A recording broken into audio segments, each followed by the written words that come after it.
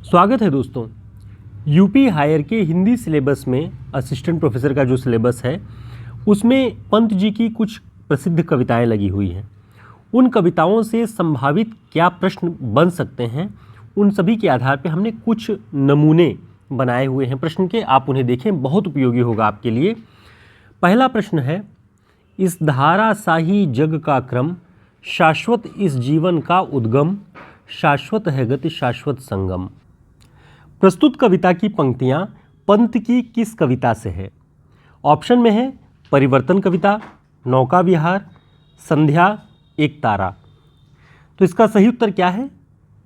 इसका सही उत्तर है नौका विहार। इस धारा साही जग का क्रम, शाश्वत इस जीवन का उद्गम, शाश्वत है गति शाश्वत संगम। इसी कविता में पंत जी लिखते हैं कि सबसे अंतिम पंक्तियां हैं कविता की, मैं भूल गया अस्तित्व ज्ञान, जीवन का यह शाश्वत प्रमाण, करता मुझको अमरत्व दान। वो कहते हैं कि मैं भूल गया था अपने अस्तित्व का ज्ञान, और वो अस्तित्व का ज्ञान क्या था? नौका विहार करते वक्त उनके मस्तिष्क में जो विचार आए कि इस धारा साही जग का क्रम, ये पंक्तियां उनके अस्तित्व के ज्ञान में सहायक होती हैं। वो अपने अस्तित्व को समझ पाते हैं इन पंक्तियों के माध्यम से, कवि ने इस कविता में लिखा हुआ है। तो ध्यान रखेंगे, ये पंक्ति नौका विहार से है। अगला प्रश्न देखते हैं, कहो एकाकिनी कौन? कहो एकाकिनी कौन? इस पंक्ति में पंत जी ने एकाकिनी शब्द किसके लिए प्रयुक्त किया है? ऑप्शन प्रकृति के लिए, नायिका के लिए, संध्या, नौका। तो इसका सही उत्तर क्या है? इसका सही उत्तर है संध्या। जो संध्या पर उन्होंने कविता लिखी है, कहो रूप से तुम कौन, व्योम से उतर रही चुपचाप, छिपी निज छाया छवि में आप, सुनहला फैला केश कलाप, मधुर मंथर मृदु मौन, कहो रूपस तुम कौन। तो जो ये कहो रूपस तुम कौन में रूपस ही है, वो संध्या के लिए कहते हैं। ऐसे ही वो कविता के बीच में एकाकिनी भी कहते हैं, एकाकिनी भी कहते हैं संध्या को। तो ध्यान रखेंगे, बहुत इंपॉर्टेंट है। इसी तरह से आपसे प्रश्न बन सकते हैं कविताओं से, क्योंकि ये जो शब्द प्रयुक्त करते हैं संबोधन के लिए वो महत्वपूर्ण हो जाते हैं। तो एकाकिनी संध्या के लिए। अगला प्रश्न है, एकाकीपन का अंधकार, दुस्सह है इसका मूक भार, इसके विषाद का रे न पार। तो एकाकीपन का अंधकार बहुत दुस्सह है, क्योंकि इसका भार जो है वो मूक होता है। इसके विषाद का रे न पार, एकाकीपन के इस अंधकार की पीड़ा किस कविता में प्रकट हुई है? ऑप्शन, मैं नीर भरी दुख की बदली, कामायनी, नौका विहार, एक तारा। तो इसका सही उत्तर क्या है? इसका सही उत्तर है एक तारा। और ये एक तारा कविता किसकी है? पंत जी की।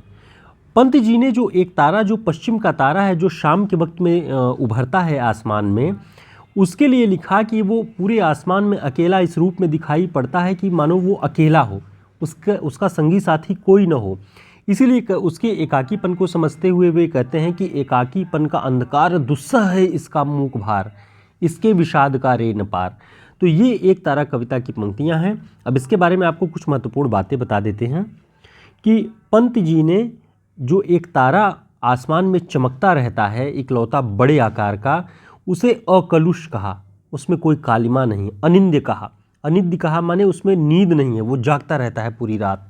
मूर्तिमान ज्योतित विवेक, ऐसा लगता है कि पूरे आकाश में एक विवेक का, ज्ञान का एक प्रकाश फैला हुआ हो, मूर्तिमान हो, मूर्त रूप में ज्ञान और विवेक दिखाई पड़ रहा हो आसमान में। आगे भी उसी कविता में लिखते हैं कि आसमान में विचरता हुआ वह एक तारा, जो पश्चिम का तारा है, वो मुक्त मीन की तरह है। मुक्त मीन से तात्पर्य है कि आकाश रूपी समुद्र में इकलौती मछली, ऐसा लगता है कि वो आसमान में तैर रहा हो, तो मुक्त मीन कहा। और कहा कि अपने असंग में, यानी उसका कोई साथी नहीं है, तो उस असंग के सुख में विलीन, वहरे अनंत का मुक्त मीन, अपने असंग सुख में विलीन। तो ये जो है एक तारा कविता के अंतर्गत है, इसे ध्यान रखेंगे। तो जो कविताएं पाठ्यक्रम में लगी हुई हैं यूपी हायर के सिलेबस में, या हो सकता है कि ये कविताएं यूजीसी नेट में भी हों, तो संभावना इनसे इसी प्रकार के प्रश्नों की बनने की है।